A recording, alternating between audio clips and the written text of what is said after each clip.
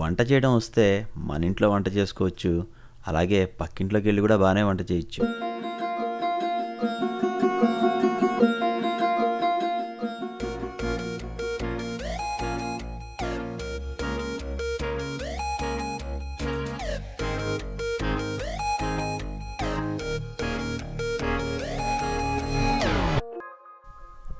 ప్రపంచంలోనే అత్యంత ధనిక కంపెనీల్లో ఒకటైన అమెజాన్ తన లాభాల్లో 13% ఏడబ్ల్యూఎస్ నుంచి పొందుతూ ఉంటుంది.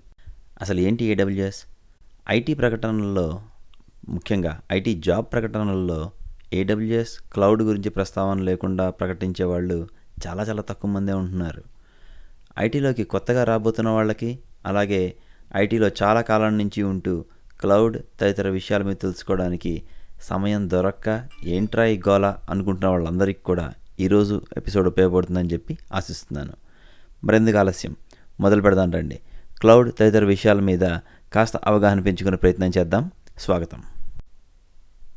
అన్ని విషయాల్లో లాగానే ఐటీలో కూడా బజ్ వర్డ్స్ అంటే ఈ ఊత పదాలు, కొత్త కొత్త విషయాల మీద మోజు చాలా ఎక్కువ. ఆల్రెడీ చేస్తున్న పని బాగా పనిచేస్తున్నదైనా సరే కొత్తది ఏదన్నా వచ్చిందంటే దాన్ని వాడాల్సిందే అని చెప్పి ప్రోగ్రామర్లు చాలా ఉత్సాహం చూపిస్తూ ఉంటారు. ఇది జాబ్ సెక్యూరిటీ అవ్వచ్చు, లేకపోతే కనుక ఏదో ఒకటి చేస్తూ ఉండాలి, తన కాంపిటీటర్స్ ఏమేం చేస్తున్నారో మనం కూడా చేయకపోతే మనకన్నా వాళ్ళు ఎక్కడ లాభం పనిచేస్తారేమో అని చెప్పి భయం కావచ్చు. వీటన్నిటి విషయాల వల్ల అందరూ అంతకుముందు ఏదో ఒక ప్రోగ్రామింగ్ లాంగ్వేజ్ నేర్చుకొని మొత్తం రిటైర్మెంట్ దాకా ఓమని రాసిస్తూ ఉండేవాళ్ళు ఆ ప్రోగ్రామ్సే. అలాంటిది ప్రతి 2 ఏళ్ళకి ఒకసారి కొత్త కొత్త టెక్నాలజీలు వచ్చేసి ప్రోగ్రామర్స్, లేకపోతే ఐటీ ఫీల్డ్లో ఉన్న డెవలపర్స్ కానీ, టెస్టర్స్ కానీ, ఇంకెవరైనా సరే ఎప్పుడు ఏదో ఒకటి నేర్చుకుంటూ ఉండాల్సిన అవసరం ఏర్పడింది. ఆ కోవలకు చెందిందే ఈరోజు మనం మాట్లాడుకోబోతున్న విషయం, క్లౌడ్. అసలేంటి క్లౌడ్? క్లౌడ్ గురించి తెలుసుకునే ముందు అసలుకి ఇది ఏమైనా కొత్త విషయమా, లేకపోతే ఆల్రెడీ ఉన్న విషయాన్ని మళ్ళీ మేకప్ వేసి కొత్తగా చెప్తున్నారా అనేది కూడా తెలుసుకోవాలి కదా. సరే, కాస్త వెనక్కి వెళ్ళి చూద్దాం. మనందరం ఈమెయిల్స్ వాడుతూ ఉంటాం. జీమెయిల్ కానీ, యాహూ కానీ, మరి ఇంకేదైనా హాట్మెయిల్ లాంటి బోల్డ్ ఉన్నాయి. ఈ అన్ని ఈమెయిల్స్ ఎవరో ఒకళ్ళు హోస్ట్ చేసినవే కదా. అంటే ఎవరో ఒకళ్ళు వాళ్ళ దగ్గరుండే ఈమెయిల్ సాఫ్ట్వేర్ని మనకి అందుబాటులో తీసుకొస్తున్నారు. Software as a service. వాళ్ళు కొందరు ఫ్రీగా ఇస్తున్నారు, లేకపోతే కొందరు అడ్వర్టైజ్మెంట్స్ మనకి ఎరగా చూపెట్టి మెయిల్ సర్వీస్ ప్రొవైడ్ చేస్తున్నారు. ఇంకొందరు హాట్మెయిల్ లాంటి వాళ్ళు కొనొక టైంలో డబ్బులు తీసుకొని మరీ వాళ్ళ మెయిల్ సర్వీస్ ప్రొవైడ్ చేశారు. ఇది మన దగ్గర లేకున్నా కూడా మనం మన ఈమెయిల్స్ని వేరే వాడి సర్వర్ల ద్వారా యాక్సెస్ చేసుకుంటున్నాము. అలా కాకుండా ఇంకో రకంగా కూడా చేయొచ్చు. మనం ఎవరిని నమ్మము, మన మెయిల్స్ మనమే మేనేజ్ చేసుకుందాం అనుకొని మీ అంతట మీరే ఒక పెద్ద సర్వర్ కొనుక్కొని ఆ సర్వర్లో లినక్స్ ఆపరేటింగ్ సిస్టమ్ వేసి దాంట్లో ఏదైనా మెయిల్ సర్వర్ సాఫ్ట్వేరో, లేకపోతే విండోస్ వాళ్ళైతే కనుక మైక్రోసాఫ్ట్ ఎక్స్చేంజ్ లాంటి ఒక ఈమెయిలింగ్ సిస్టమ్ను ఇన్స్టాల్ చేసుకొని దానికి కావాల్సిన నెట్వర్కింగ్, దానికి కావాల్సిన అడ్మినిస్ట్రేటర్లు అందరినీ మీరే ఎంప్లాయ్ చేసుకొని మీ మెయిల్స్ మీరే మేనేజ్ చేసుకోవచ్చు. కానీ అంత అవసరం ఉందా లేదా అని ఆలోచిస్తాం కదా. మనకు అందుతున్న సర్వీస్కి ఎంత డబ్బులు ఖర్చు పెట్టాలి అనేది బిజినెస్ మ్యాన్ యొక్క ముఖ్య లక్షణం. అలానే బిజినెస్ మ్యాన్ కాకపోయినా మనకి అందుబాటులో లేని పని ఇంకెవరి సర్వీసు వేరేవాడు ఇస్తుంటే ఆ సర్వీస్ని అందిపుచ్చుకుంటాం. అలానే ఇక్కడ ఈమెయిల్ అనే సర్వీస్ని ఒక కంపెనీ ప్రొవైడ్ చేస్తుంటే మనం దాన్ని వాడుకుంటున్నాం. మీరెంతటా మీరు కనుక మేనేజ్ చేసుకోగలిగే సమర్థత ఉండి, అంత డబ్బులుండి, అంత అవసరం ఉంటే కనుక ఈమెయిల్స్ని మీరు ఆన్ ప్రెమ్ మేనేజ్ చేస్తున్నారు అంటారు. ఆన్ ప్రెమిసెస్ అంటే మీరు ఓన్ చేస్తున్న హార్డ్వేర్ మీద, లేకపోతే మీరు ఓన్ చేసిన బిల్డింగ్లో ఆ పర్టికులర్ మెయిల్ సర్వర్ని మీరు రన్ చేస్తున్నారు కాబట్టి దాన్ని ఆన్ ప్రెమ్ డిప్లాయ్మెంట్ అంటారు.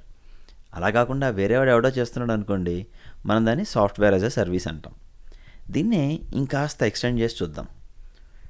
మీరు పనిచేస్తున్న కంపెనీలో బోల్డ్ సర్వర్స్, అలానే ఆ సర్వర్లు మేనేజ్ చేయడానికి నెట్వర్క్ అడ్మినిస్ట్రేటర్లో, సిస్టమ్ అడ్మినిస్ట్రేటర్లో 100 మంది పనిచేస్తూ ఉంటారు. వీటిల్లో మీరు రాసిన ప్రోగ్రామ్స్ రన్ అవుతూ ఉంటాయి.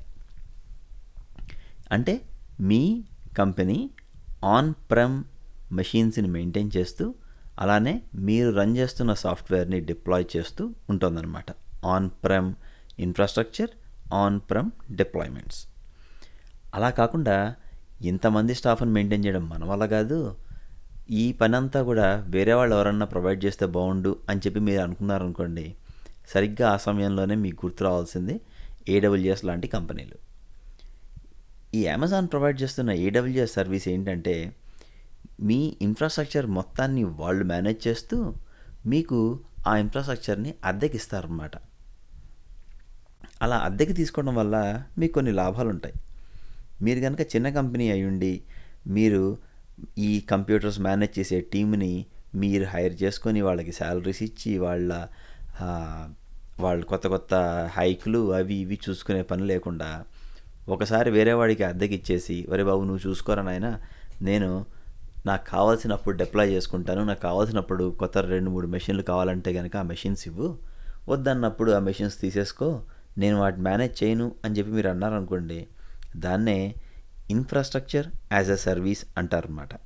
అంటే IaaS, infrastructure as service. Infrastructure అంటే ఏంటి? ఇక్కడ మీరు వాడుతున్న కంప్యూటర్స్, నెట్వర్క్ తదితర విషయాలన్నీ కూడా మీ కంపెనీకి చెందిన ఇన్ఫ్రాస్ట్రక్చర్లో భాగం.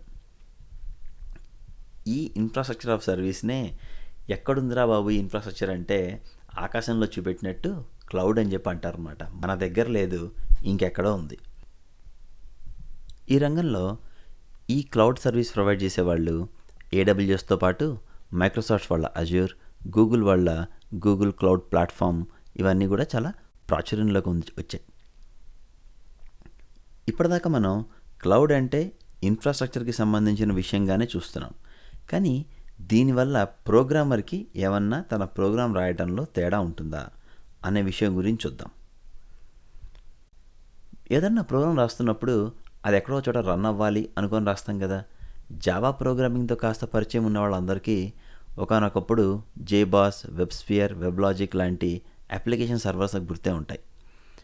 అందులో ఏం చేస్తూ ఉండేవాళ్ళం, మనం రాసిన జావా ప్రోగ్రామ్తో వచ్చిన జార్, వార్ లేకపోతే ఇయర్ ఫైల్ని, అంటే ఒక కంప్రెస్డ్ క్లాస్ ఫైల్ని, అంటే క్లాసెస్ యొక్క ఒక జిప్ ఫైల్ లాంటి దాన్ని తీసుకెళ్ళి ఒక తెలిసిన ఫోల్డర్లో కనుక కాపీ చేస్తే ఆ WebLogic సర్వర్ కానీ, WebSphere సర్వర్ కానీ, లేకపోతే JBoss సర్వర్ ఆ కంప్రెస్డ్ ఫైల్ని ఎక్స్ట్రాక్ట్ చేసి అందులో ఉండే క్లాసెస్ని మనకి డిప్లాయ్ చేస్తుందన్నమాట. అలాంటి రోజుల్లో నుంచి ఇప్పుడు మనం డాకర్ ఫైల్స్ డిప్లాయ్ చేసే స్థితికి వచ్చాం. ఆ కాలంలో ఎలాగైతే మనం మన యూనిట్ ఆఫ్ డిప్లాయ్మెంట్ ఒక year file or war file అయ్యిందో, ఈ కాలంలో అంటే 2018, 19, 20లకు వచ్చేసరికి మనం ప్రతి వాళ్ళు డాకర్ని డిప్లాయ్ చేస్తున్నారు. డాకర్ ఎందుకో, దానివల్ల ఉపయోగాలు ఏంటో మనం ఆల్రెడీ మాట్లాడేసుకున్నాం. ఒకవేళ మీరు ఇంకా ఆ ఎపిసోడ్ వినకపోతే ఒకసారి ఇక్కడ పాజ్ కొట్టి ఆ ఎపిసోడ్కి వెళ్ళి అదంతా విని మళ్ళీ ఇక్కడి నుంచి కంటిన్యూ అవ్వండి.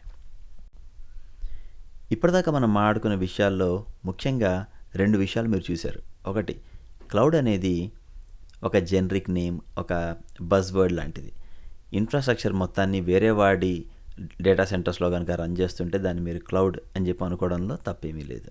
ప్రోగ్రామర్స్కి ఇందులో పెద్ద తేడా ఏమీ ఉండదు. ప్రోగ్రామర్స్ అంతకుముందు ఎలా ప్రోగ్రామ్స్ రాస్తున్నారో ఇప్పుడు అలానే రాస్తారు. కాబట్టి తేడా ఇలా ఏమొచ్చిందిరా అంటే, మీరు రాసిన కోడ్ని డిప్లాయ్ చేయడానికి కొన్ని కొత్త టూల్స్ అందుబాటులోకి వచ్చాయి. ఇందాక మనం చెప్పుకున్న ఆ డాకర్, ఎవరు పడితే వాళ్ళు వెళ్ళి డాకర్ రన్ అని చెప్పి కొత్త ఇన్స్టెన్స్ని క్రియేట్ చేస్తూ, మీ అప్లికేషన్ ఇన్స్టెన్స్ని క్రియేట్ చేస్తూ అవసరమైనప్పుడు వాటిని పెంచుకుంటూ తగ్గించుకుంటూ ఉండొచ్చు. కానీ అది ఒక ఫుల్ టైం జాబ్ అవుతుంది. అలా కాకుండా ఇలాంటి పనులని ఆటోమేటిక్గా చేయగలిగేది ఎవరన్నా ఉంటే చాలా ఈజీగా ఉంటుందని తయారైన టూల్ క్యూబర్నెటీస్. ప్రస్తుతం చాలా ప్రాచుర్యంలోకి వచ్చిన టూల్ ఇది. క్లౌడ్ డిప్లాయ్మెంట్స్ చేస్తున్నారు అంటే వాళ్ళు ఖచ్చితంగా క్యూబర్నెటీస్ వాడుతూ ఉండాలి, లేకపోతే క్యూబర్నెటీస్ లాంటి ఇంకేదన్నా టూల్ వాడుతూ ఉండాలి.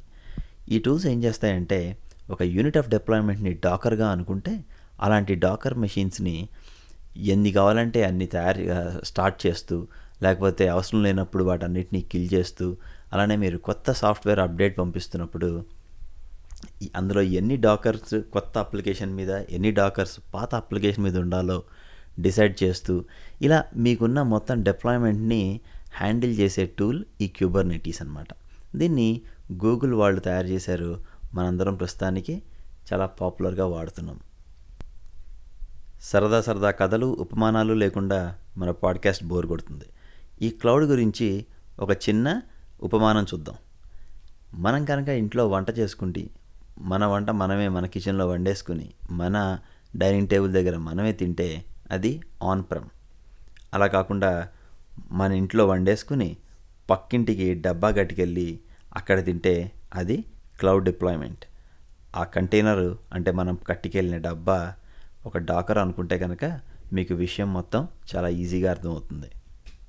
జోక్స్ పక్కన పెడితే ఈ క్లౌడ్ వల్ల అపారమైన అడ్వాంటేజెస్ ఉన్నాయి. అందులో కొన్ని చూద్దాం. ఇందులో మనం ఏడబ్ల్యూఎస్ని ఒక ఎగ్జాంపుల్గా చూద్దాం. ఏడబ్ల్యూఎస్కి కనుక మీరు మూవ్ అయితే మీరు ఎటువంటి డేటాబేస్, ఇప్పుడు ఒకవేళ మీ కంపెనీలో మీరు కనుక వాడుకుంటున్నప్పుడు మీ వాళ్ళకి బాగా వచ్చింది ఆరకిల్ డేటాబేస్ అనుకుందాం. దానికి సంబంధించిన ఇంజనీర్లు, దానికి సంబంధించిన డేటాబేస్ అడ్మినిస్ట్రేటర్లు మాత్రమే ఉంటారు. అలా కాకుండా ఏడబ్ల్యూఎస్ వాడు మీకు ఏ డేటాబేస్ పెడితే ఆ డేటాబేస్ ఇన్స్టాల్ చేసుకునే వెసులుబాటు కల్పిస్తాడు. ఒకవేళ మీరు NoSQL డేటాబేసెస్, MongoDB లాంటివి వాడుకోవాలంటే వాళ్ళ DynamoDB సర్వీస్ని వాడుకోవచ్చు. అలా కాకుండా అందరూ వాడే SQL డేటాబేసెస్ వాడాలనుకుంటే, అంటే రిలేషనల్ డేటాబేసెస్ వాడాలనుకున్నప్పుడు మీకు AWS వాళ్ళ RDS సర్వీస్ని వాడుకోవచ్చు. అలా కాకుండా మీరు ఒక క్యూయింగ్ సిస్టమ్ అంటే IBM MQ లాంటి ఒక మెసేజింగ్ సిస్టమ్స్ కావాలనుకుంటే అలాంటివి కూడా AWS ప్రొవైడ్ చేస్తుంది. ఒకటి కాదు, మీరు ప్రోగ్రామింగ్కి సంబంధించిన ఎటువంటి సర్వీస్ మీరు ఇన్స్టాల్ చేసుకోవాలి లేకపోతే మీరు మేనేజ్ చేసుకోవాల్సి వస్తుంది అనుకున్నారో అలాంటివన్నీ కూడా మీకు AWS వాళ్ళు ఒక ఫీజ్కి ప్రొవైడ్ చేయగలుగుతారు. మీరు వాడుకున్నంత వాటికి డబ్బులు ఇవ్వండి, లేకపోతే డబ్బులు ఇవ్వక్కర్లేదు. దీనివల్లే AWS అనేది చాలా ప్రాచుర్యంలోకి వచ్చింది. ఎటువంటి ఎక్స్పెరిమెంట్స్ అంటే మీ బిజినెస్కి సంబంధించి మీరు ఏదైనా కొత్త ప్రోడక్ట్ తయారు చేయాలనుకుంటే వాటికి సంబంధించిన సాఫ్ట్వేర్స్ అవన్నీ కొనేసుకోకుండా సింపుల్గా మీరు వాడుకున్నంత వరకు డబ్బులు కట్టి మీరు ఏమన్నా సరే ఎక్స్పెరిమెంట్స్ రన్ చేయొచ్చు. అంతేకాకుండా అన్లిమిటెడ్ అమౌంట్ ఆఫ్ స్టోరేజ్, అంటే మీకు ఎంత డబ్బులు ఉంటే అంత స్టోరేజ్ వాళ్ళు ఇవ్వగలుగుతారు. అలానే అన్లిమిటెడ్ కంప్యూటింగ్ పవర్, మీ దగ్గర ఎంత డబ్బు ఉంటే అంత కంప్యూటింగ్ని మీరు అప్పటిదాకా వాడుకోవచ్చు. అవసరం లేనప్పుడు ₹1 కట్టక్కర్లేదు. దీనివల్లే అమెజాన్ అనేది, అంటే AWS అనేది చాలా చాలా సక్సెస్ అయింది. ఇందాక మన సరదా ఎగ్జాంపుల్లో చెప్పుకున్నట్టు వంట చేయడం వస్తే మన ఇంట్లో వంట చేసుకోవచ్చు, అలాగే పక్కింట్లోకి వెళ్ళి కూడా బాగానే వంట చేయొచ్చు. కావాల్సిందల్లా వంట రావడం, అంటే ఇక్కడ కావాల్సిందల్లా బాగా ప్రోగ్రామ్స్ రాయటం, అలానే ప్రోగ్రామ్స్ని డిప్లాయ్ చేయడం తెలియటం. అది క్లౌడ్ అయినా ఆన్ ప్రెమ్ అయినా పెద్ద తేడా ఏం లేదు. కాస్త ఇండస్ట్రీలో హడావిడి బ్యాచ్ ఎక్కువ ఉంటుంది కాబట్టి నాకు క్లౌడ్ వచ్చు, నాకు ఇది వచ్చు, అది వచ్చు అని చెప్పి జనాల్ని కంగారు గురి చేస్తూ ఉంటారు. మీరు వాటిని చూసి పెద్దగా కంగారు పడకండి. ఈ క్లౌడ్ గురించి మంచి అవగాహన తెచ్చుకుంటూ బాగా ఈ ఎన్వైర్న్మెంట్లో వర్క్ చేయాలి అనుకుంటే కనుక మీరు ముఖ్యంగా తెలుసుకోవాల్సిన విషయాలు డాకర్, అలాగే క్యూబర్నెటీస్. ఈ రెండు నేర్చుకోవడం కూడా పెద్ద విషయం ఏమి కాదు. ఇది అందరికీ బాగా వచ్చు రాదు అనే వర్డ్స్ ఏమి ఉండవు వీటికి. కాన్ఫిగరేషన్ ఫైల్స్ చూసుకుని డాకర్ని ఎక్కడ డిప్లాయ్ చేయాలి, ఎలా డిప్లాయ్ చేయాలి అని చెప్పి కాస్త అవగాహన పెంచుకుంటే ఈ మొత్తం క్లౌడ్ ఇన్ఫ్రాస్ట్రక్చర్లో చాలా సులువుగా మీరు రాణించగలుగుతారు. ఇప్పటిదాకా తెలుసుకున్న విషయాలను బట్టి మీకు ఒక విషయం గుర్తించుంటారు. ఇది టెక్నాలజీ విషయం కన్నా కూడా ఆర్థికంగా కంపెనీకి వెసులుబాటు కల్పించే ఒక విషయంగా దీన్ని మనం గుర్తిస్తే చాలా AWS సర్వీసుల గురించి, లేకపోతే అజ్యూర్ అదే GCP అంటే గూగుల్ క్లౌడ్ ప్లాట్ఫామ్ వాళ్ళు ప్రొవైడ్ చేస్తున్న సర్వీసుల గురించి అర్థం చేసుకోవడానికి ఇంకాస్త మనకి వెసులుబాటు దొరుకుతుంది. ఎలాగంటారా, మనం ఆన్ ప్రెమ్ రన్ చేయకుండా బయట రన్ చేస్తున్నాం. ఎందుకని? ఖర్చు కోసం. అంటే ఎంత తక్కువ ఖర్చులో మనం రన్ చేస్తుంటే మన కంపెనీకి అంత లాభదాయకం కదా.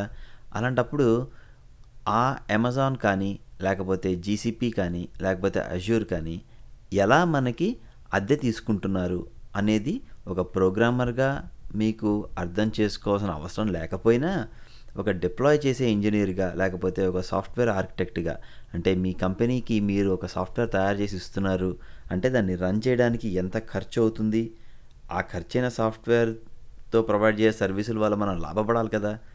అలా లాభపడుతున్నామా లేదా అని ఆలోచించాలి. కాబట్టి ఒక్కొక్క దానికి ఎంత ఖర్చు అవుతుంది, అలాగే ఏది వాడితే తక్కువ ఖర్చులో పని అవగొట్టచ్చు అనే విషయాలు కూడా మీరు తెలుసుకోవాలి.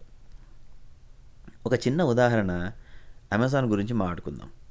అమెజాన్ ఒక కంప్యూటర్ని ఒక ఎలాస్టిక్ కంప్యూట్ రిసోర్స్ అంటుంది. దాన్ని EC2 ఇన్స్టెన్స్ అందాం అనుకుందాం. EC2 అనేది ఒక క్లౌడ్లో ఉన్న ఒక లినక్స్ మెషిన్ పేరు అనుకుందాం. ఈ లినక్స్ మెషిన్ అంటే ఒక కంప్యూటర్ రన్ అవుతూ ఉన్నందుకు వాళ్ళు ఉదాహరణకి గంటకి మన దగ్గర రూపాయి ఛార్జ్ చేస్తున్నారు అనుకుందాం. అప్పుడు 24 గంటలు అంటే ఒక రోజు రన్ అవ్వాలంటే మన దగ్గర నుంచి వాళ్ళు 24 రూపాయలు తీసుకుంటారు. కానీ మన సిస్టము ఓన్లీ 6 గంటలు మాత్రమే ఉపయోగపడుతుంది అనుకుందాం. అంటే మన కస్టమర్స్ ఓ పొద్దున 9 నుంచి మధ్యాహ్నం 2 దాకా 3 దాకా మాత్రమే వాడతారు, మిగతా టైంలో వాడరు అని చెప్పి మనం తెలుసుకున్నామంటే ఇమీడియట్గా మనం ఏం చేస్తాము, వీడు 24 రూపాయలు తీసుకుంటున్నాడు కాబట్టి ఎలాగో మన సిస్టమ్ 9 నుంచి 5 దాకా 6 దాకా రన్ అవుతుంది కాబట్టి అప్పటిదాకా మాత్రమే రన్ చేస్తూ మిగతా టైంలో ఈ కంప్యూటర్ని షట్ డౌన్ చేసేద్దాం అనుకుంటాం. అలా షట్ డౌన్ చేసిన దానికి అమెజాన్ వాడు డబ్బులు తీసుకోడు కాబట్టి మన ఖర్చు తగ్గింది. అలానే మన ఎన్నో డెసిషన్స్ ఇలా డబ్బులతో లింక్ అయి ఉంటాయన్నమాట. EC2 గురించి ఎలాగైతే మాట్లాడుకున్నామో మన ప్రోగ్రాము వాడినప్పుడు మాత్రమే స్టార్ట్ అవ్వాలి అని చెప్పి కనుక ఆలోచన వచ్చిందనుకో, అంటే ఉదాహరణకి మన ఆఫీస్లో 10 మంది ఉన్నారు, 10 మంది వస్తేనే సిస్టమ్ వాడతాము. ఆ రోజు ఎవడో ఒకడే వచ్చాడు, వాడు రోజుకి 4-5 రిక్వెస్ట్ మాత్రమే మన కంప్యూటర్కి చేస్తాడు అనుకుంటే కనుక మనం కంప్యూటర్ని మొత్తం 9 నుంచి 5 దాకా ఎందుకు ఆన్లో పెట్టడం? వాడు ఎప్పుడైతే కంప్యూటర్ కావాలి అనుకుంటాడో అప్పుడు ఆ EC2 ఇన్స్టెన్స్ని రన్ చేసి వాడు పని అయిపోగానే టపిమని చెప్పి ఆపేశాడు అనుకోండి, ఇంకా ఖర్చు తగ్గుతుంది కదా. సరిగ్గా ఇలాంటి పీనాస్థానంలోంచి వచ్చిన ఆలోచనే AWS లాంబ్డా. లాంబ్డా ఏం చేస్తుందంటే మీరు వర్క్ చేస్తున్న ఫంక్షన్ ఎవరైనా రిక్వెస్ట్ చేసినప్పుడు మాత్రమే ఆన్ అయ్యి ఆ రిక్వెస్ట్ అయిపోగానే అది చచ్చిపోతుంది. అంటే ఖర్చు ఆ రిక్వెస్ట్ని ప్రాసెస్ చేయడానికి పట్టేంత టైము అవసరమైన ప్రాసెసింగ్ పవర్కి మాత్రమే ఛార్జ్ చేస్తాడనమాట AWS వాడు. కాబట్టి చాలామంది EC2లో డిప్లాయ్ చేసే బదులు AWS లాంబ్డాల్లో డిప్లాయ్ చేయడం మొదలుపెట్టారు. దీన్నే సర్వర్లెస్ అని కూడా అంటారు. ఎందుకంటే ఎప్పుడూ రన్ అయ్యే ఒక సర్వర్ ఉండకుండా మనం ప్రోగ్రామ్స్ రాస్తామన్నమాట. ఇది కూడా పెద్ద కొత్త విషయం ఏం కాదు, కానీ డబ్బులతో ముడిపడిన విషయం కాబట్టి బాగా పాపులర్ అయింది. మీరు వీటి గురించి తెలుసుకోవాలనుకుంటే కనుక నాకు ఒక మెసేజో ట్వీటో లేకపోతే ఫేస్బుక్లో అప్డేటో పెట్టండి. నేను నెక్స్ట్ శీర్షికల్లో ఎప్పుడైనా దీని గురించి మాట్లాడడానికి ప్రయత్నిస్తాను. ఇప్పటిదాకా మనం 3 ముఖ్యమైన విషయాలు మాట్లాడుకున్నాం. క్లౌడ్ అంటే వేరే వాడి కంప్యూటర్గా గుర్తించండి. ప్రోగ్రామింగ్లో మీరు తెలుసుకోవాల్సిన విషయం, మీ డిప్లాయ్మెంట్ యూనిట్ని ఒక జారు వారు వాటిలో నుంచి డాకర్గా మీరు మారుస్తారు. అలాగే డిప్లాయ్ చేసేటప్పుడు ఖర్చుని చూసుకొని డిప్లాయ్ చేయండి, అప్పుడు మీ కంపెనీకి డబ్బులు మిగులుతాయి. ఈ 3 విషయాలు తెలుసుకుంటే కనుక క్లౌడ్ అనేది పెద్ద విషయం ఏం కాదని అర్థమవుతుంది. ఈరోజు ఎపిసోడ్ మీకు నచ్చింది అని నమ్ముతున్నాను. ఒకవేళ మీకు ఏమైనా కామెంట్స్ ఉంటే తప్పకుండా నాతో పంచుకోండి. ట్విట్టర్లో, ఫేస్బుక్లో ఎక్కడ పడితే ఎక్కడ కనిపిస్తే అక్కడ లైక్ చేసేయండి, తెలిసిన వాళ్ళతో షేర్ చేసుకోండి. మీకు ఈ ఎపిసోడ్ నచ్చకపోతే కనుక ఎందుకు నచ్చలేదో నాకు చెప్పండి. వచ్చే శీర్షికల్లో వాటిని మెరుగుపరచడానికి ప్రయత్నిస్తాను. మరో ఇంట్రెస్టింగ్ విషయంతో మరోసారి కలుద్దాం. అప్పటిదాకా సెలవు. నమస్కారం.